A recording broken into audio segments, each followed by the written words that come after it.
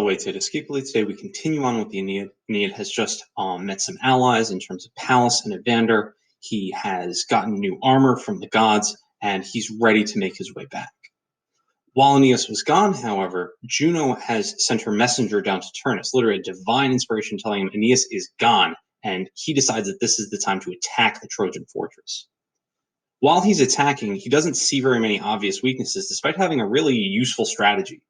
His men overlap all their shields and attack and are able to walk up to the base of the wall during their attack this way. Fans of Roman history will recognize this as a testudo formation, which technically is appearing several hundred years too early. Virgil likes these little anachronistic details to make it clear that, strangely enough, the people that Aeneas is fighting will be the Romans later. This is the first of several of those anachronisms that we're going to see. Since there's no obvious weakness, Turnus actually goes around the Trojan camp and finds their ships undefended. He decides that he's going to set fire to these ships, raising the stakes enormously. He removes the chance for the Trojans to leave peacefully when they do this.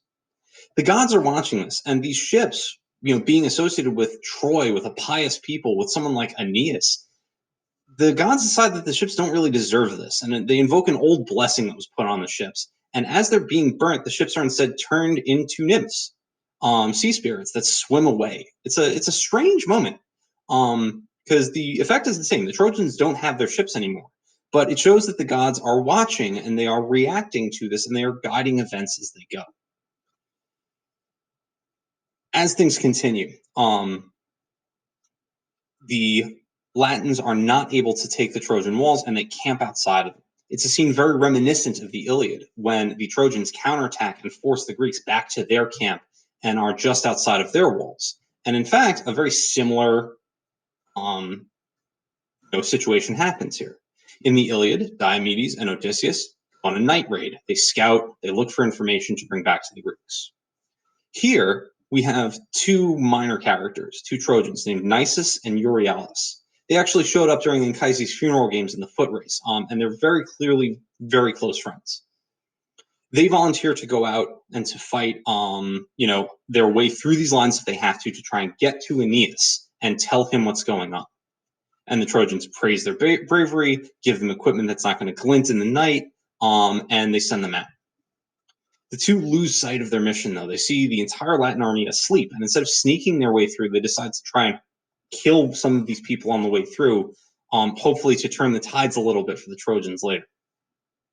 Euryalus ends up taking a helmet, a really nice one, from one of the people he killed, which was standard practice back then. You can't go more than 100 lines in the Iliad without somebody taking up something off of somebody else's body. As they're traveling, that nice helmet gets spotted. The moonlight glints off of it. And more people come to investigate what's going on with Nisus and Euryalus, who try to escape into the woods. They become separated. Euryalus gets surrounded, and he cries out as he starts attacking the people around him. Nisus sees his friend getting overwhelmed and rushes in an attempt to save them, and he tragically gets killed along with his friend. It's a shocking moment. Normally, when you see some heroic action like this, it's supposed to succeed in ancient and modern stories.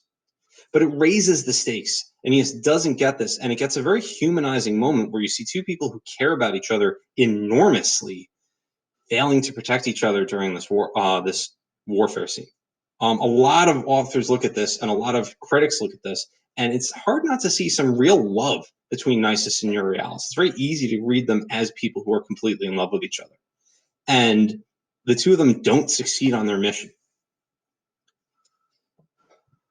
Next morning, Turnus attacks the camp. He is specifically trying to bring fire to weak points in the walls, which are made out of wood. I know in a lot of the paintings and woodcuts, it looks more like a stone or earthware fortification here. This is something a lot of artists get wrong about it. But yeah, Turnus is trying to bring down these walls, and fire is one of the things that he's using.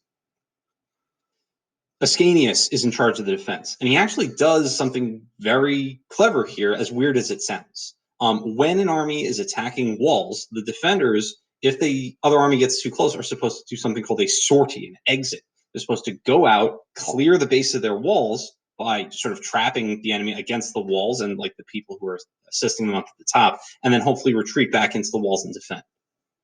It mostly works, except Turnus is able to turn it around. And terrifyingly, this great warrior Turnus gets into the Trojan fort. Ascanius is able to get the doors shut behind him, and this is the big thing. Virgil even says that if Turnus had been able to get those doors open again, that would have been the end of the war. But Turnus isn't reinforced, and as scary as he is, he's still one man with a small force inside the enemy fort. It's a scary place to be, and Turnus barely escapes by diving into the Tiber and swimming away in full armor, which is an extremely difficult thing to do, but we do know that Roman soldiers would train this way. So it's another way that we see that sort of connection to the future that Virgil is putting into his story that's set way back in the realm of epic mythology. Shortly later, Aeneas and Pallas return with their reinforcements. They land their ships, pour all these soldiers out of them, and get right back into the battle. Aeneas warns Pallas, head for the camp, stay away from Turnus, I've sworn to protect you. And it doesn't work. Pallas ends up face to face with Turnus in the battlefield, and Turnus calls him out. Everyone backs away from them, and Turnus ends up dueling with Pallas. Pallas throws a spear, Turnus deflects it, as we can see in this great print that we see here. And in the counterattack, as he closes in on Pallas, he's able to defeat him. He despoils Pallas's body, literally takes spoils from him.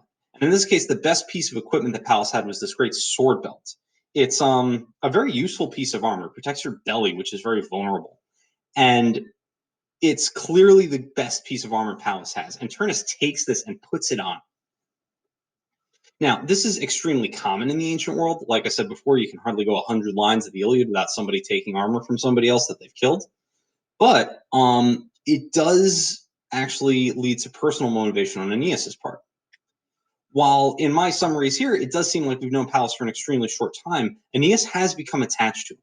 And there's a couple things to remember here. Aeneas has sworn to defend this person, so his pietas, his piety, his respect is involved in this. Pallas was carrying weapons, arrows, a helmet, I think, that had belonged to his father Anchises, and that had been given to Evander, and Evander gave it to Pallas. Aeneas sympathizes with Evander, a man who's got a son that he's proud of and is sending to war, because Aeneas has his own son who he's left in charge of the defense. In either case, Aeneas is immediately thrown into a terrible fury about this and starts rampaging across the battlefield as soon as he's heard about it. Turnus is only able to escape because Juno helps him out. Juno tricks his vision, makes him think that he sees Aeneas getting onto a ship, and Turnus chases him onto there, and then Juno has the moorings of the ship snap, just cut and drift out into the river so that he can't go and fight Aeneas himself as much as he would have wanted to.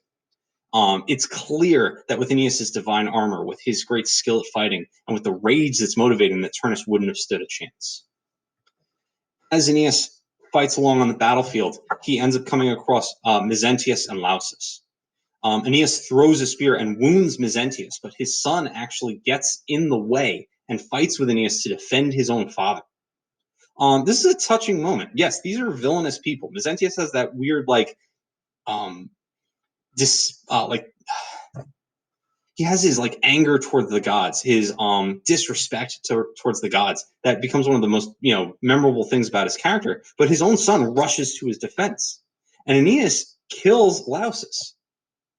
Mezentius' life is spared, but when he finds out what happened, he gets right back on his horse with his terrible wound and a quiver full of javelins, and starts riding around Aeneas, throwing these javelins at him, until Aeneas is able to take one out of the ground, throw it back, and pin Mezentius beneath his own horse. Mezentius' only request when he looks up at Aeneas here is to be buried next to his son. Doesn't beg for mercy, nothing like that, no surrender, anything like that. He just knows he's beat.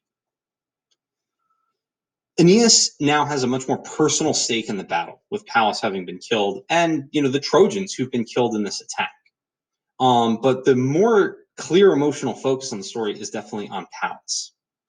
And Turnus is going to have a lot of explaining to do to his own soldiers when he has been spotted fleeing from the battlefield, even though, again, that wasn't his fault. Juno saves his life at that point.